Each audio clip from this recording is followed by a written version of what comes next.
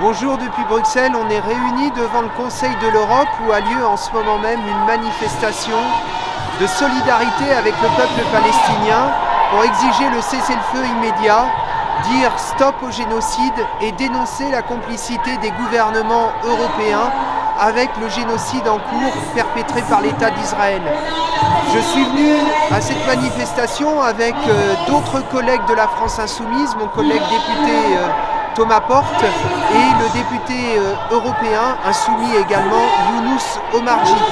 On a tenu à être là dans cette manifestation, je l'ai dit, pour exiger le cessez-le-feu. Tout le monde connaît la situation, elle est atroce pour la population palestinienne de Gaza, menacée aujourd'hui par la famine, menacée par les bombardements qui durent depuis plus de 3 mois, un massacre de masse, un génocide absolument épouvantable.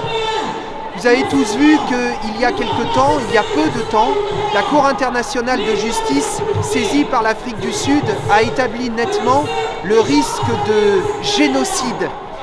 Dans les jours qui ont suivi, l'arrêt de la Cour internationale de justice qu'a fait l'État d'Israël, qu'a fait le gouvernement Netanyahou.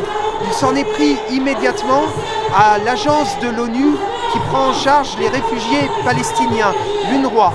Cette agence qui existe depuis 1948 est aujourd'hui la seule quasiment à même d'apporter les secours nécessaires à une population, les secours de première urgence à une population qui meurt de faim, je l'ai dit, qui meurt du manque de médicaments, qui meurt parce qu'il n'y a pas d'eau potable, etc., etc.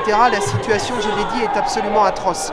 Et donc Israël s'en est pris à cette agence pour que purement et simplement elle dégage, qu'elle soit expulsée.